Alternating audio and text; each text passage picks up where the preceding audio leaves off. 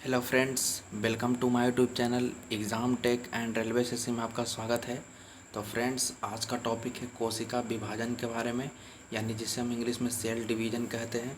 तो आज हम आपको सेल डिवीज़न के बारे में बताएंगे कि आखिर कोशिका विभाजन क्या है, कोशिका विभाजन क्यों होता है, और बॉडी में अगर कोशिका विभाजन ना हो तो बॉडी पर क्या प्रभाव पड़ेगा। ठीक है, तो वो सारी बातों की जानकारी आज हम इस वीडियो में करेंगे। ठीक है फ्रेंड्स, देखिए फ्रेंड्स, मैं जो ये वीडियो बना रहा हूँ, ये वीडियो का एक छोटा सा नोट्स पार्ट है, एक छोटी सी समरी है। ठीक है, इसका डिटेल्स पार्ट्स हम आगे भी बनाएंगे। ठीक है, तो ये एक टॉपिक समझने के लिए, ठीक है, एक बेसिक चीज़ समझने के लिए मैं एक नोट्स की तरह, एक समरी की तरह मैं बना रहा हूँ। इसके बाद आपको टोटल डिटेल से मिलेगा कोशिका विभाजन के बारे में। तो फिलहाल मैं इस शॉर्ट समरी इसलिए बना रहा हूँ फ्रेंड्स, ताकि आपको आगे की चीज़ें समझ में आए। ठीक है, इसी कारण से मैं अभी ये शॉर्ट समरी बना रहा हूँ। ठीक है, तो बढ़ते हैं। लेकिन आज का वीडियो स्टार्ट करने से पहले आप हमारे चैनल को सब्सक्राइब कर दें, लाइक करें, कमेंट करें और अपने दोस्तों को व्हाट्सएप ग्रुप पर शेयर कर दें, और बगल में बेल आइकन के निशान को प्रेस कर दें ताकि आपको वीडियो का नोटिफिकेशन समय समय पर मिल सके। तो फ्रेंड्स, बढ़ते हैं आगे। क्या है, ध्यान दीजिए, कोशिका विभाजन यानी सेल डिवीजन। फ्रेंड्स, पहले आप ये समझिए कि कोशिका विभाजन होता क्या है। ठीक है, तो कोशिका विभाजन क्या है, जैसा इसके नाम से पता चल रहा है, कोशिका को बराबर भागों में बंटना। ठीक है, ये बराबर भागों में बंट सकता है या तो फिर आधे भागों ठीक है, या तो आधे भागों में बंट सकता है, बराबर भागों में भी बंट सकता है। ठीक है, तो क्या है, कैसे ये काम करता है, उसी के बारे में आज हम लोग जानते हैं। ठीक है, तो बढ़ते हैं आगे, ध्यान दीजिए। सबसे पहले मैं आपको एक चीज़ बताना चाह रहा हूँ कि कोशिका विभाजन होता क्या है। देखिए फ्रेंड, जैसे आप मान लीजिए कि ये जो मैंने ये दर्शाया है, इसका नाम है लकड़ी का ये टुकड़ा है दोस्तों, स्टिक है। ठीक है, आप स्टिक मान लीजिए, STIC स्टिक है। ठीक है, और इस स्टिक को मैं दो भागों में बांट रहा हूँ। ठीक है, इसको कट कर रहा हूँ, बीच से दो भागों में बांट रहा हूँ। जब दो भागों में ये बटेगा तो ये फर्स्ट है और ये सेकेंड है। ठीक है, तो यहाँ पर लकड़ी का विभाजन हुआ है फ्रेंड्स। ठीक उसी तरीक़ा से बॉडी में कोशिका का विभाजन होता है। ठीक है, इसी तरीक़ा से। ठीक है, एक मैंने क्या लिया, एक स्टिक लिया, स्टिक को बीच से दो भागों में कट कर दिया। ठीक है, जिसमें से ये फर्स्ट पार्ट है और ये सेकंड पार्ट है। ठीक ठीक उसी तरह कोशिका में भी कोशिका का विभाजन होता है, बिल्कुल इसी तरह से। ठीक है, अब सवाल ये उठता है कि आखिर बॉडी में कोशिका विभाजन क्यों होता है। तो बॉडी में कोशिका विभाजन इसलिए होता है फ्रेंड्स, ताकि बॉडी ग्रोथ कर सके। ठीक है, आपका अगर अगर ऊतकों का विभाजन नहीं हो रहा, कोशिका विभाजन नहीं हो रहा, तो ग्रोथ नहीं हो पाएगा। ठीक है, इसलिए ग्रोथ होने के लिए कोशिका विभाजन भी होना ज़रूरी है। ठीक है, तो उम्मीद है कि ये टॉपिक आपको यहाँ पर शुरुआत का टॉपिक आपको समझ में आया होगा। तो बढ़ते हैं आगे फ्रेंड्स, आगे क्या है, आगे ध्यान दीजिए। तो आपको बस इतना याद रखना है कि कोशिका विभाजन क्या है। तो कोशिका को दो भागों में बांटा जाना। ठीक है, वो दो भागों में बंट सकता है, आधे भागों में बंट सकता है। बस आप ये याद रखिए, ब्रोकन ऑफ सेल। ठीक है, ब्रोकन ऑफ सेल। ठीक है, सेल का डिवीजन, सेल का दो भागों में बंटना या आधे भागों में बंटना सेल डिवीजन कहलाता है। ठीक है, अब सेल डिवीजन क्यों होता है, ठीक है, ताकि आपका बॉडी क्या कर सके, ग्रोथ हो सके। ठीक है, आपका ग्रोथिंग हो सके, इसी कारण से सेल का डिवीज़न होता है। और भी बहुत सारे कारण होता है। ठीक है, जब तक आपका ये सेल डिवीज़न होगा नहीं, कोशिका विभाजन नहीं होगा, तो आपका ये केंद्रक का भी विभाजन नहीं होगा। जब केंद्रक का विभाजन नहीं होगा फ्रेंड्स, तो आनुवांशिक क्रिया भी ट्रांसफ़र होने वाला नहीं है। ठीक है, तो बहुत सारे ऐसा कारण है कि सेल डिवीज़न होगा तभी तभी आपका शरीर ग्रोथ कर पाएगा। ठीक है, माता पिता का गुण जा पाएगा संतानों में। तो बहुत सारा ऐसा कारण है, फिलहाल आप ग्रोथ लेकर ही चलिए। ठीक है, चलिए आगे बढ़ते हैं, आगे ध्यान दीजिए। देखिए देखिए फ्रेंड्स, यहाँ पर मैंने क्या किया है, यहाँ पर मैंने क्या किया फ्रेंड्स, यहाँ पर जैसा मान लीजिए, ये जो मैंने दिखाया, ये एक पेरेंट सेल है। ठीक है, कौन सा सेल है, पेरेंट सेल। इसे मैं थोड़ा सा छोटा कर देता हूँ फ्रेंड्स, रुक जाइए थोड़ा सा, एक सेकेंड। ठीक है, तो ये पेरेंट सेल है। ठीक है, तो यहाँ पर मैंने क्या दिखाया, ये पेरेंट सेल है, और ये दो जो मैं दिखा रहा हूँ फ्रेंड्स, ये दोनों को डॉटर सेल कहा जाता है। ठीक है, कौन सेल, DAUGSTR। ठीक है, डॉटर सेल है, डॉटर सेल यानी संतान। ठीक है, संतति जिसे हम बोलते हैं। ठीक है, तो यहाँ पर क्या है कि पेरेंट सेल का क्या हुआ, विभाजन हुआ है, तो विभाजन दो भागों में हो रहा है, बराबर बराबर भागों में। तो अभी मैंने आपको बताया कि सेल का डिवीज़न या तो बराबर भागों में होता है, ठीक है, कौन सा भागों में, बराबर भागों में होता है, ठीक है, या अथवा, देखिए अथवा मैंने लिखा है, अथवा कैसे होगा, अथवा जैसे मान लीजिए ये पेरेंट सेल है, ठीक है, पेरेंट सेल, और ये दोनों क्या है, डॉटर सेल। कौन सा सेल है, डॉटर सेल, ठीक है।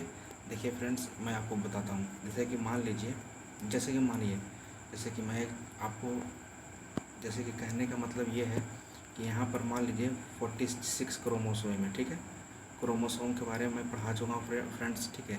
तो जब कोशिका का विभाजन होता है तो क्रोमोसोम क्या होगा, ये 46 है, तो इधर जो आपको दिखाई दे रहा है फ्रेंड 23 इस तरीक़ा से संतानों में चला जाता है। पेरेंट्स में 46 क्रोमोसोम है, ठीक है, पेरेंट्स में कितना है, 46 है। तो या तो आपका आधा हो जाएगा, जब कोशिका का विभाजन होगा तो ये तो 23 आपका चला जाएगा संतानों में, या तो फिर यहाँ पर ध्यान दीजिए, इसके पहले वाले में यहाँ पर 46 है, तो संतान में जाएगा तो या तो 46, ठीक है, बराबर बराबर भागों में जा सकता है, या तो बराबर भागों में जाएगा या तो आधे भागों में जाएगा, ठीक है। तो यही आपका कोशिका विभाजन है फ्रेंड्स, ठीक है। चलिए अब आगे बढ़ते हैं, उम्मीद है कि ये आपको समझ में आ गया होगा फ्रेंड्स, ठीक है, आगे बढ़ते हैं। चलिए आगे क्या है, टाइप्स ऑफ सेल डिवीजन, ठीक है, सेल डिवीजन के प्रकार, आखिर कोशिका का विभाजन के कितने प्रकार हैं। तो पहला ध्यान दीजिए, पहला क्या है, मिटोसिस, ठीक है, जिसे हम समसूत्री, ऐसे सूत्री गलती लिखा हुआ फ्रेंड, ठीक है, सूत्री होता है ऐसे करके सूत्री, ठीक है। तो पहला है मिटोसिस, समसूत्री कोशिका विभाजन हिंदी में बोलते हैं। उसके बाद है मियोसिस, जिसे हिंदी में कहा जाता है अर्धसूत्री, ठीक है, हिंदी अगर पूछेंगे दोस्तों तो अर्धसूत्री कोशिका विभाजन। और लास्ट क्या है, ए मिटोसिस का हिंदी होता है असमसूत्री, ठीक है, असमसूत्री, ठीक है, असमसूत्री, ठीक है फ्रेंड्स। तो मिटोसिस यानी समसूत्री, मियोसिस यानी अर्धसूत्री, और ए मिटोसिस यानी असमसूत्री कोशिका विभाजन, ठीक है। तो बारी बारी से पढ़ते हैं, पहला आते हैं मिटोसिस के बारे में। चलिए ध्यान दीजिए, मिटोसिस होता क्या है। देखिए फ्रेंड्स, सबसे पहला पॉइंट क्या याद रखिएगा मिटोसिस में, कि मिटोसिस जो होता है, समसूत्री कोशिका विभाजन जो होता है वो सोमैटिक सेल में होता है, ठीक है। मैं यहाँ पर लिखता हूँ सोमैटिक सेल, देखिए यहाँ पर साइड में मैं लिख देता हूँ,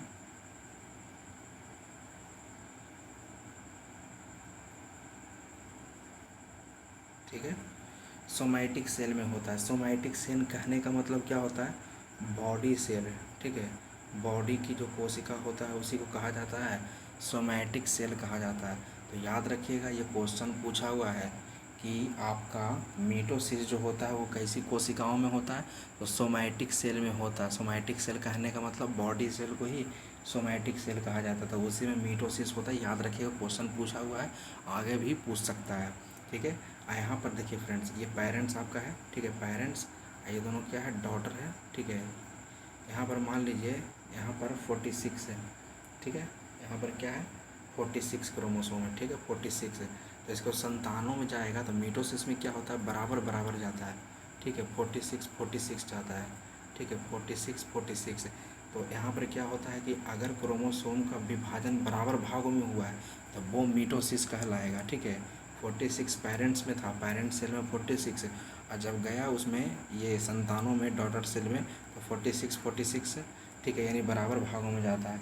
तो बराबर भागों में जब जाता है दोस्तों, सेम क्रोमोसोम जाता है, ठीक है, सेम क्रोमोसोम जाएगा तो वो कहलाएगा मिटोसिस कहलाता है, ठीक है। अभी समझने के लिए बस आप इतना ही समझिए, इसका मिटोसिस के बारे में एक बहुत ही लंबा प्रोसेस है, ठीक है। तो वहाँ जो लंबा प्रोसेस है फ्रेंड्स वो मैं आगे की वीडियो में बताऊंगा फुल डिटेल, लेकिन मैं पहले ही बता चुका हूँ कि ये अभी सिर्फ आपका समरी की तरह है, नोट्स की तरह है समझने के लिए, ताकि आपको चीज़ें आके अच्छी तरह से समझ में आए। इसी तरीक़े से मैंने सिर्फ एक शॉर्ट नोट्स बनाया है, ठीक है। चलिए आगे बढ़ते हैं, ध्यान दीजिए। उसके बाद क्या है, मियोसिस। तो याद रखिएगा, मियोसिस या वैसे जीवों में होता है जिसमें लैंगिक जनन होता है फ्रेंड्स। कैसा जनन होता है, लैंगिक। अब ध्यान दीजिए, लैंगिक यहाँ पर मैं लिख देता हूँ, ठीक है। मैं बताता हूँ लैंगिक जनन क्या होता है। लैंगिक जनन, ठीक है, जनन समझ लीजिए, जिसे हम बोलते हैं सेक्सुअल रिप्रोडक्शन, ठीक है, क्या बोलते हैं, सेक्सुअल रिप्रोडक्शन। तो याद रखिएगा मियोसिस जो होता है ये वैसे जीवों में होता है जिसमें लैंगिक जनन होता है, जिसमें सेक्सुअल रिप्रोडक्शन होगा, उसी में मियोसिस होता है। और ये भी क्वेश्चन पूछा हुआ कि मियोसिस होगा था किस कोशिका में, तो लैंगिक जनन की कोशिकाओं में होता है, ठीक है, सेक्सुअल रिप्रोडक्शन जिसमें होता है। सेक्सुअल रिप्रोडक्शन कहने का मतलब होता है फ्रेंड्स कि जिसमें मेल और फीमेल दोनों पार्टिसिपेट करता है, ठीक है, तो वो आपका सेक्सुअल रिप्रोडक्शन होता है, ठीक है। तो ये आपको ध्यान में रखना है, ठीक है, तो इसे आप ध्यान में रखिएगा। चलिए फ़िलहाल हम समझते हैं, ध्यान दीजिए यहाँ पर क्या होता है फ्रेंड्स, यहाँ पर थोड़ा सा ध्यान दीजिएगा। देखिए फ्रेंड्स आगे ध्यान दीजिए, मियोसिस है ना, तो ये मैं मिटा देता हूँ फ्रेंड्स, लैंगिक या सेक्सुअल रिप्रोडक्शन याद रखिएगा इसे, ठीक है। आगे देखिए जो आपका मियोसिस जो प्रोसेस होता है वो 2 चरणों में संपन्न होता है। वो 2 चरण का नाम है M1, ठीक है, पहला चरण का नाम है M1 और दूसरा चरण का नाम है M2, ठीक है, M2। तो आपका जो मियोसिस जो होता है वो 2 चरणों में होता है, मियोसिस 1 यानी जिसे हम M1 बोलते हैं, और एक मियोसिस 2 जिसे हम M2 कहते हैं। अब हमें ये समझना है कि M1 यानी मियोसिस 1 में होता क्या है। तो ध्यान दीजिए मियोसिस 1 में क्या होता है, आपको ये पेरेंट सेल दिखाई दे रहा है ये, ठीक है, मान लीजिए इसमें 46 क्रोमोसोम है, ठीक है, तो यहाँ पर क्या होगा, सेल डिवीज़न होगा। तो सेल डिवीज़न होगा, मैं M1 ठीक है फ्रेंड्स, मैं M1 की बात कर रहा हूँ, ठीक है, M1 के बारे में। यहाँ 46 है, तो जब ये डिवाइड करेगा तो 23 चला जाता है, ठीक है। तो यही होता है मियोसिस 1, ठीक है। मियोसिस 1 में क्या होगा, 46 क्रोमोसोम रहेगा, और जब उसका डिवीज़न होगा तो 23 आधे आधे भागों में चला जाता है, ठीक है, आधा आधा हो जाता है, ठीक है। लेकिन लेकिन लेकिन क्या होता है फ्रेंड्स कि जैसे ही M2 स्टार्ट होता है, ठीक है, मैं M2, एक सेकंड थोड़ा सा रुकिएगा, एक सेकंड मैं कर पे दिखाता हूँ आपको। देखिए जैसे ही M2 स्टार्ट होगा फ्रेंड्स, ठीक है, जैसे ही M2 स्टार्ट होता है, जैसे मान लीजिए ये इस तरीक़ा से,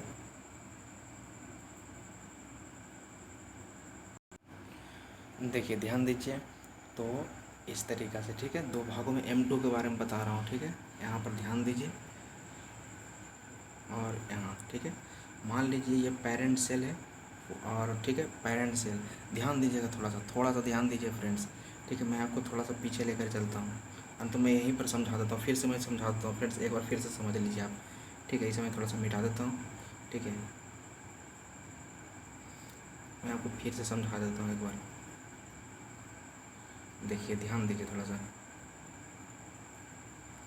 जैसे फिर से समझिए मैंने क्या कहा कि मियोसिस जो होता है वो 2 चरणों में संपन्न होता है, M1 है ना, M1, तो M1 में क्या होगा, तो M1 में ये हो गया पेरेंट सेल, ठीक है, जब डिवीज़न होगा यानी 2 भागों में इस तरीक़ा से, ठीक है, 46 क्रोमोसोम रहेगा, तो ये कैसे कैसे जाएगा, 23, तो यही होता है मियोसिस 1, आप इसे क्या बोलेंगे, मियोसिस 1 हो रहा है, ठीक है। अब यहाँ पर देखिए 23 ना बन गया, ठीक है, 23 यानी अब 23, अब 23 का विभाजन होगा, तो कैसे होगा 23 का, ध्यान दीजिए, अब यहाँ पर ध्यान दीजिए, देखिए, ठीक है, 23 पहले एगो को उठाता हूँ मैं, ठीक है, सिर्फ एगो को, ठीक है, 23 में बटा था फ्रेंड्स, ठीक है, तो ये भी आगे जाकर 2 भागों में बटेगा, ठीक है। चलिए, तो जैसे ही 23 ये यहाँ पर 23 हुआ, तो आगे इसका आधा नहीं होता है, बल्कि ये 23 बराबर भागों में ही बढ़ जाता है, ठीक है। 23 है तो 23 मतलब मैं M2 के बारे में बता रहा हूँ फ्रेंड्स, ठीक है। M1 के बारे में, M1 में क्या था, M1 में आपका क्या था, आधा हो गया था, लेकिन जैसे ही 23 आया अब M2 स्टार्ट हो जाएगा, तो M2 में क्या होता है कि 23 उस समय था M1 में, ठीक है, तो वो 23 2 भागों में बटेगा, और 2 भागों में बटेगा किस तरीक़ा से, बराबर भागों में बढ़ता है, ठीक है, यानी जैसे ही, ठीक है, ये जैसे ही आपका M2 स्टार्ट होता है, तो इसका जो नेचर होता है फ्रेंड्स, नेचर ये किसके जैसा होता है, इसका नेचर जो होता है वो मीटोसिस के जैसा ही होता है, ये भी आपका क्वेश्चन पूछा हुआ है, इसका नेचर कैसा होता है, मीटोसिस की तरह, ठीक है, मीटोसिस की तरह होता है, तो याद रखिएगा इसे, ठीक है। ठीक है। नेचर कैसा होगा, मिटोसिस की तरह। मिटोसिस क्यों, क्योंकि मिटोसिस के बारे में मैंने क्या बताया था, मिटोसिस में बराबर भागों में बढ़ता है। तो देखिए ना यहाँ पर भी क्या हो रहा है, बराबर भागों में बढ़ रहा है। यहाँ भी क्या हो रहा है फ्रेंड्स, बराबर भागों में ये बढ़ रहा है ना। तो हम क्या बोलेंगे कि M2 में जो नेचर जो होता है वो कैसा नेचर होता है, ये मिटोसिस की तरह होता है। कैसा होता है, मिटोसिस। ठीक है, ये पहला सेल को मैंने दिखा दिया। उसके बाद देखिए 23 वाला एक और बचा हुआ है। ठीक है, फिर उसी तरीक़े से 23 दो भागों में बटेगा। ठीक है, तो M2, मैं M2 के बारे में बात कर रहा हूँ। तो यहाँ पर 23 चला जाएगा M2 में। तो देखिए 23 यानी बराबर भागों में गया। ठीक है, बराबर भाग कहने का मतलब, उसका मतलब क्या होता है, यानी प्रोसेस क्या चीज़ का हो रहा है, मिटोसिस। सोच लीजिए, मैं आपको पढ़ा रहा मियोसिस पढ़ा रहा हूँ, लेकिन मियोसिस जो क्रिया जो होती है वो 2 चरणों में संपन्न होता है। और वो भी पहला चरण में क्या था, पहला चरण में आधा हो गया था, लेकिन जैसे ही M2 स्टार्ट होता है तो बराबर बराबर भागों में बढ़ जाता है। बराबर बराबर भाग कहने का मतलब नेचर कैसा होगा, मिटोसिस की तरह ही होगा। ठीक है, तो आप याद रखिएगा नेचर कैसा होता है, मिटोसिस की तरह ही होता है। ठीक है, चलिए आगे बढ़ते हैं, आगे ध्यान दीजिए। एक फ्रेंड्स पॉइंट याद रखिएगा, मैं एक पॉइंट लिख देता हूँ कि M2 मतलब मियोसिस 2 में में पुनः में पुनः पुनः मिटोसिस होता है। ठीक है, मिटोसिस होता है, मिटोसिस। ठीक है, मतलब मियोसिस 2 में, ठीक है, कैसा नेचर होता है, मिटोसिस का नेचर होता है। जब M2 स्टार्ट होगा तब, M2 स्टार्ट होगा तो उसका नेचर कैसा होगा, मिटोसिस की तरह ही होता है। ठीक है, चलिए मैं आगे आपको ले चलता हूँ फ्रेंड्स। देखिए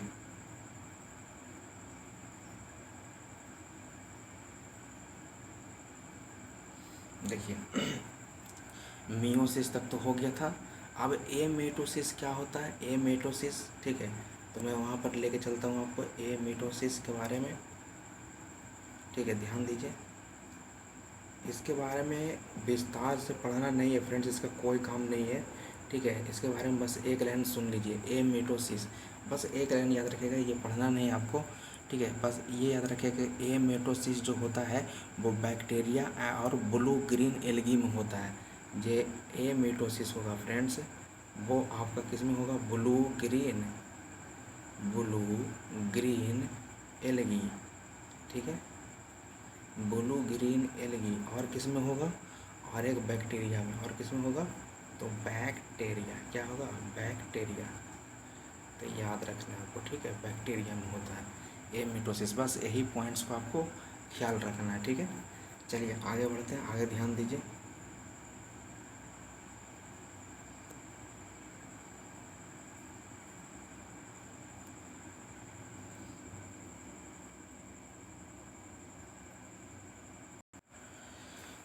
देखिए फ्रेंड्स, आगे पढ़ना है क्या चीज़, देखिए इससे पहले मैंने आपको टाइप्स ऑफ सेल डिवीज़न के बारे में बताया।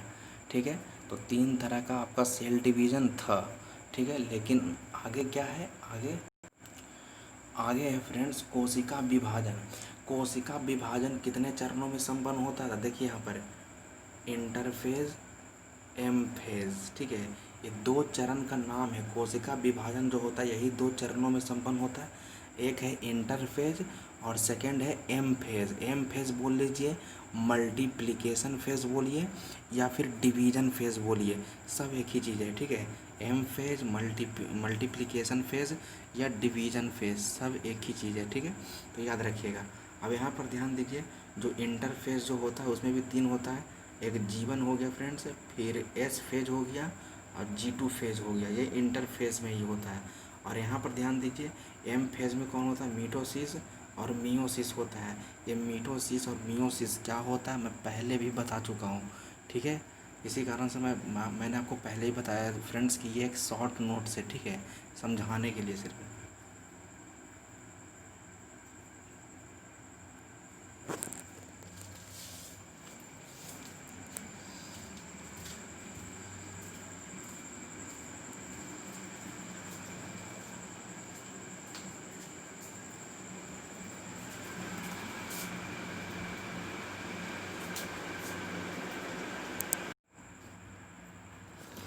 चलिए फ्रेंड्स आगे बढ़ते हैं। ठीक है, तो पहले हम इंटरफेस के बारे में समझते हैं कि इंटरफेस होता क्या है। ठीक है, मैं इसे थोड़ा सा आगे बढ़ा देता हूँ। ठीक है, देखिए, ध्यान दीजिए।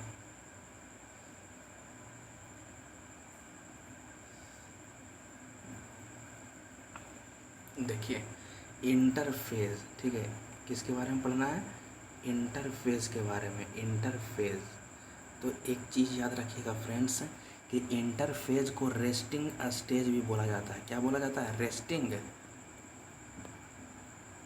स्टेज।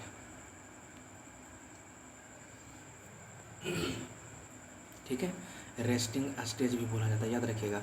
इंटरफेज को क्या बोला जाता है? रेस्टिंग स्टेज कहा जाता है। ठीक है, देखिए, इंटरफेज में क्या होता है ना, कोशिका रेस्ट करता है। ठीक है, इसमें कोशिका क्या करेगा?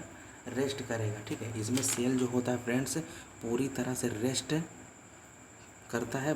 ठीक है, क्यों रेस्ट करता है? तो एम फेज में जाने के लिए।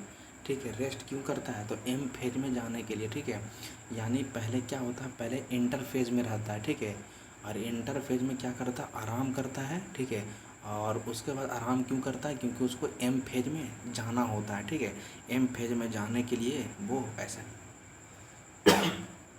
ऐसा करता है। ठीक है, चलिए, अब मैंने आपको बताया था कि इंटरफेस जो होता है वो 3 तरह का होता है। ठीक है, कौन कौन होता है? तो जीवन फेज। ठीक है, कौन कौन होता है? जीवन फेज। अब जानिए जीवन फेज में क्या होता है। तो इसमें सेल का इंटरनल ग्रोथ होता है, याद रखिएगा। इसमें सेल का क्या होता है? इंटरनल मतलब आंतरिक, है ना, आंतरिक वृद्धि होती है। या ये चीज़ आपको याद रखना है। ठीक है, जीवन फेज में क्या होता है? सेल का इंटरनल ग्रोथ होता है। ठीक है, याद रखिएगा, बस इसमें आपको यही याद रखना है। ठीक है, और इसमें ग्रोथ के दौरान जब ग्रोथ होते रहता है फ्रेंड, तो सेल को यह भी ध्यान रखना पड़ता है कि उसे कोई इन्फेक्शन ना हो। ठीक है, तो जीवन फेज में क्या होता है? जीवन फेज में क्या होता है? इंटरनल ग्रोथ होता है, सेल में इंटरनल ग्रोथ होता है। ठीक है, आंतरिक वृद्धि होती है। ठीक है, भीतर से वृद्धि होती है। और ये भी ध्यान रखना पड़ता है कि जीवन फेज में कि कोई इन्फेक्शन, कोशिका को कोई इन्फेक्शन ना हो। ठीक है, तो बस यही था जीवन फेज। आगे बढ़ते हैं, उसके बाद फिर क्या है? S phase. ठीक है, एस फेज के बारे में देखिए, एस फेज में क्या है? इसमें कोशिका के केंद्रक के भीतर पाए जाने वाले डीएनए की कॉपी होती है। बहुत ही मेन पॉइंट फ्रेंड्स। ठीक है, डीएनए कॉपी। ठीक है, कौन कॉपी? तो डीएनए कॉपी होता है। ठीक है, मतलब डीएनए का जेरॉक्स हो जाता है। ठीक है, जैसे आप फोटो कॉपी करवाते हो ना, तो ठीक इसी तरीक़ा से डीएनए का कॉपी हो जाता है, यानी जेरॉक्स होता है। आखिर ये डीएनए का कॉपी होता क्यों है? डीएनए का कॉपी इसलिए होता है फ्रेंड, जेरॉक्स इसलिए होता है क्योंकि इससे संतान की जब उत्पत्ति होता है तो वही माता पिता का जो गुण जो होता है, माता पिता का जो डीएनए जो होता है वो संतानों में चला जाता है। तो पहले से अगर कॉपी रहेगा तभी तो वो कॉपी चला जाएगा संतान में। अगर मान लेते डीएनए कॉपी अगर नहीं होता तो क्या माता पिता का गुण जाता संतान में? माता पिता का गुण संतान में तो ट्रांसफ़र नहीं हो पाता। इसी कारण से एस फेज में डीएनए का कॉपी होता है। ठीक है, चलिए नेक्स्ट आगे बढ़ते हैं। आगे क्या है? लास्ट है फ्रेंड G2 फेज। ठीक है, ठीक है, G2 फेज में क्या होता है?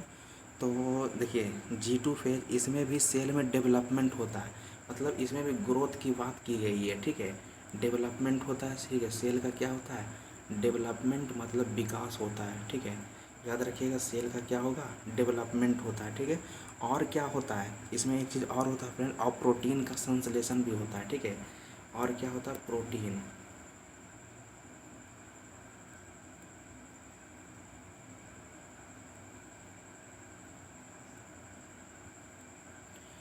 ठीक है, प्रोटीन का संश्लेषण भी होता है। ठीक है, तो ये 3 फेज था फ्रेंड, तीनों फेज कंप्लीट हो चुका है। ठीक है, चलिए देखिए, अब ध्यान दीजिए, अब तीनों फेज तो ख़त्म हो गया। ठीक है, यानी आपका इंटर फेज में क्या था? जीवन phase, S phase, G2 phase, तीनों फेज कंप्लीट हो गया। अब ये किस में जाएगा? अब ये विभाजित होने के लिए, ठीक है, सेल का डिवीज़न होने के लिए अब जाएगा एम फेज में। किस में जाएगा? M phase. ठीक है, तो अब सेल को डॉटर सेल में डिवाइड होने के लिए एम फेज में प्रवेश कर जाता है। ठीक है, याद रखिएगा। अब एम फेज में जाएगा तो क्या होता है समझिए। एम फेज में तो मैंने आपको बताया था कि एम फेज में क्या पढ़ना है आपको, देखिए ध्यान दीजिए। एम फेज में क्या था, दो प्रोसेस था, ठीक है। एक था मीटोसिस और एक था मियोसिस, ठीक है। समझ जाइएगा कि मियोसिस लिखा हुआ है, ठीक है, मियोसिस, ठीक है। तो एक है मीटोसिस, एक है मियोसिस। यानी सेल अब डिवाइड होने के लिए कहाँ चला जाएगा, एम फेज में जाएगा, एम फेज, ठीक है। डिवाइड होने के लिए कहाँ जाएगा, एम फेज। तो एम फेज में क्या होता है, दो प्रोसेस, मीटोसिस और मियोसिस। अब मैंने आपको ये बताया है कि मीटोसिस किस में होता है और मियोसिस किस में होता है। तो मीटोसिस जो होता है वो सोमैटिक सेल में होता है, बॉडी सेल में होता है, ठीक है। तो बॉडी सेल, अगर बॉडी सेल रहेगा तो मीटोसिस होगा। और मियोसिस में क्या होता है फ्रेंड, तो मियोसिस में अगर सेक्सुअल, ठीक है, लैंगिक जनन, अभी मैंने आपको बताया था कि लैंगिक जनन का कोशिका रहेगा तब मियोसिस होगा, लेकिन बॉडी सेल रहेगा तो क्या हो जाएगा, मीटोसिस होगा, ठीक है।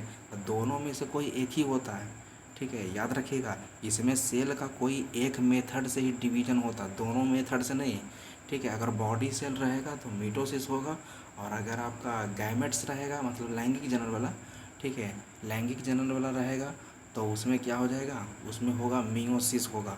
तो सिर्फ एक ही होता है, ठीक है, या तो मीटोसिस होगा या तो फिर मीटोसिस होगा या तो फिर मियोसिस होगा। तो ये ध्यान में रखिएगा, ठीक है। चलिए मैं एक चीज़ लिख देता हूँ आपको फ्रेंड्स, ठीक है, ताकि याद रहे, ठीक है। देखिए बॉडी सेल अगर रहेगा, बॉडी सेल, कौन सेल, बॉडी सेल, तो बॉडी सेल में होता है फ्रेंड्स मीटोसिस होता है। याद रखिएगा, बहुत बार एग्ज़ाम में पूछा हुआ है, ठीक है, मीटोसिस। लेकिन अगर गैमेट्स रहे, ठीक है, गैमेट्स रहे, गैमेट्स क्या, सेक्सुअल रिप्रोडक्शन वाला। अरे गैमेट्स कहने का मतलब होता है फ्रेंड्स शुक्राणु अंडाणु, ठीक है। गैमेट्स मतलब क्या होता है, शुक्राणु अंडाणु, ठीक है, बस वो समझिए, ठीक है। तो अगर गैमेट्स रहेगा फ्रेंड्स, तो गैमेट्स किस में होता है, मियोसिस में, ठीक है, मियोसिस में होता है, ठीक है, याद रखिएगा, ठीक है। ये एग्जाम में पूछा हुआ है, इसे ध्यान में रखिएगा। चलिए, यानी एम फेज में सेल पहुंच गया तो यानी डिवीज़न हो गया, सेल का क्या हो गया, डिवीज़न हो गया। डिवीज़न होगा तो दोनों में से कोई एक प्रोसेस के द्वारा, ठीक है, या तो मियोसिस के द्वारा या तो फिर मीटोसिस के द्वारा। तो बॉडी सेल रहेगा तो आपका हो जाएगा मीटोसिस के द्वारा, और गैमेट्स रहेगा तो मियोसिस के द्वारा होता है। उसके बाद कहा जाता है फ्रेंड्स कि डिवीज़न होने के बाद सेल दो स्टेप से होकर गुजरता है, ठीक है। डिवीज़न जब हो जाता है, सेल का डिवाइड जब हो जाता है तो वो दो स्टेप से होकर गुजरता है। वो दो स्टेप का क्या नाम है, मैं आपको दिखाता हूँ, ध्यान दीजिए।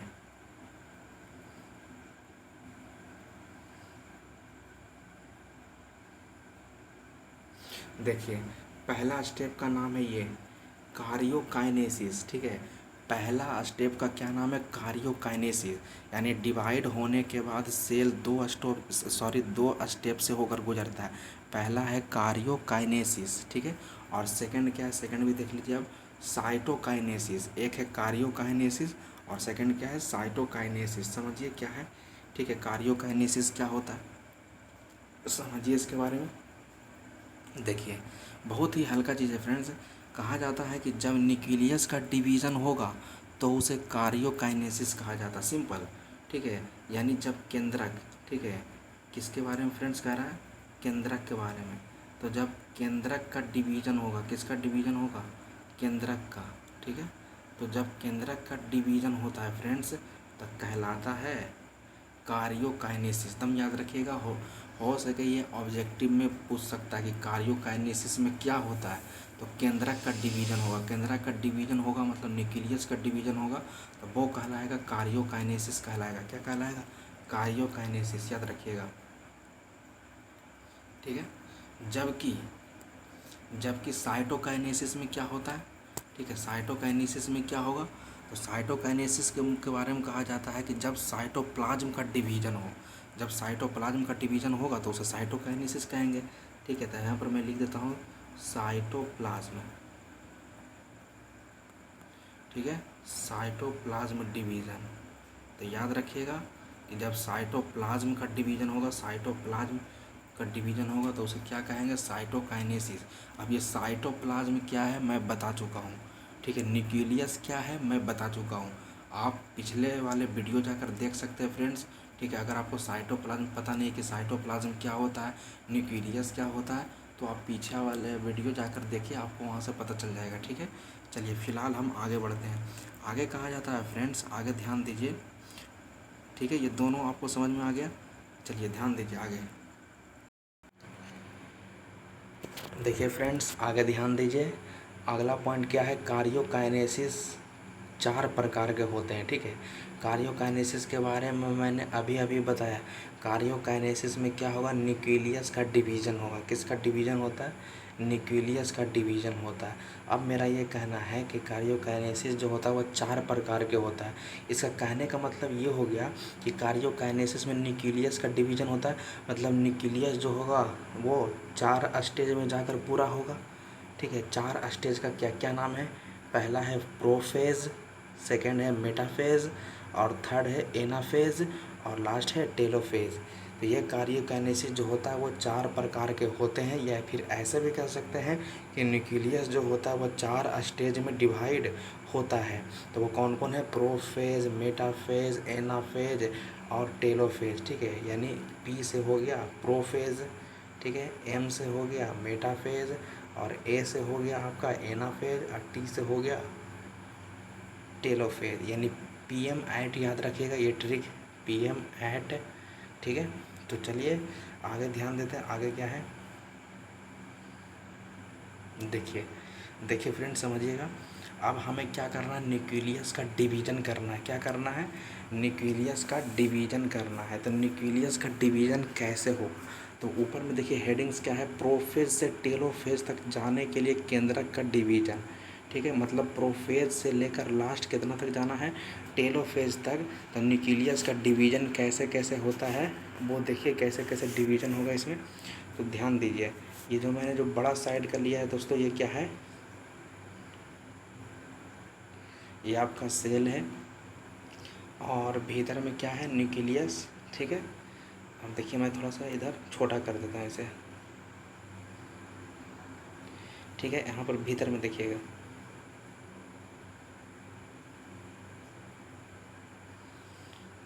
ठीक है। एक सेकेंड फ्रेंड्स, ये जो मैं दिखा रहा हूँ इसका नाम है डीएनए, ठीक है।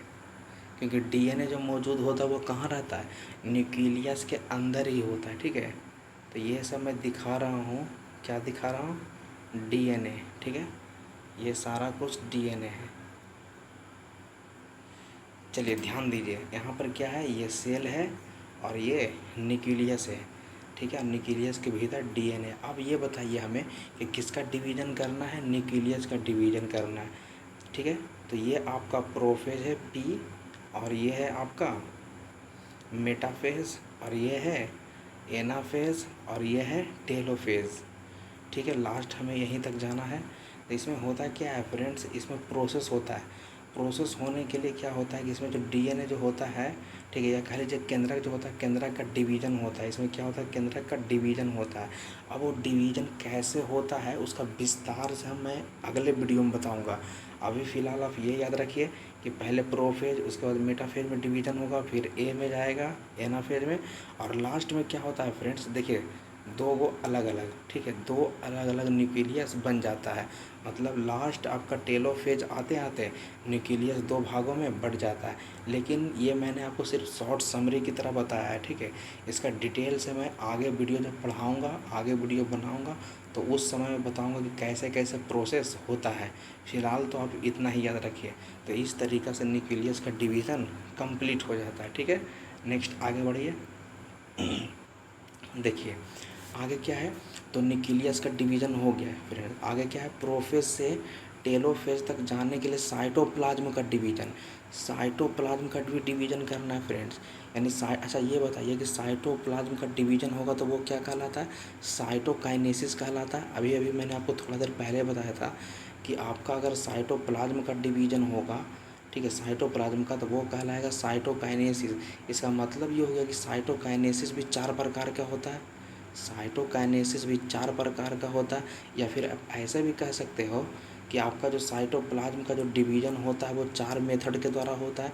तो वो 4 मेथड कौन है? तो अभी जो मैंने आपको बताया था ये 4, ठीक है। इसमें भी 4 मेथड वही चलता है फ्रेंड्स, प्रोफेज, मेटाफेज, एनाफेज और टेलोफेज, ठीक है। चाहे आपका साइटोप्लाज्म का डिवीज़न करना हो, चाहे आपका साइटोप्लाज्म का डिवीज़न करना हो या न्यूक्लियस का डिवीज़न करना, यही आपका 4 प्रोसेस चलता है, ठीक है।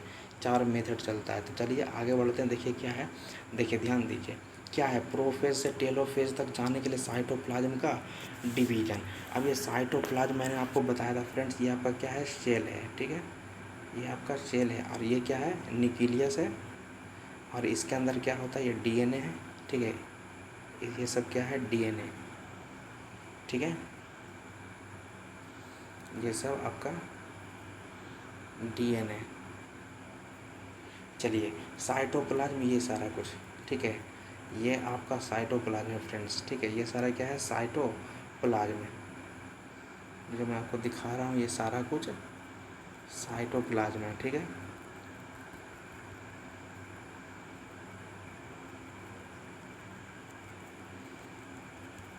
देखिए फ्रेंड्स यहाँ भी आपका 4 प्रोसेस चलता है, 1 2 3 ये 4, ठीक है। मतलब प्रोफेज, ठीक है, मेटाफेज, फिर उसके बाद एनाफेज और लास्ट में क्या हो जाएगा, टेलोफेज।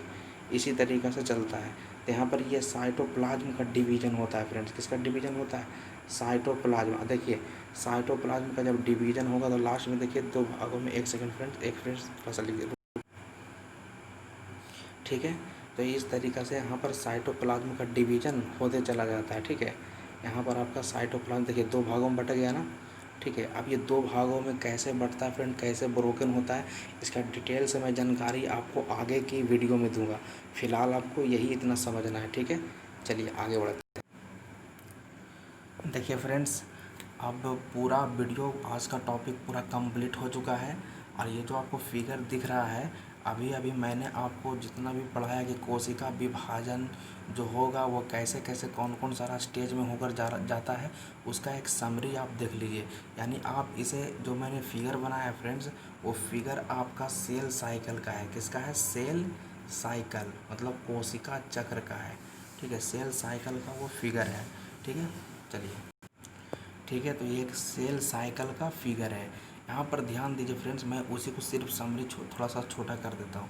देखिए मैंने आपको बताया था कि आपका ये कोशिका विभाजन जो होता है वो 2 चरण में होता है।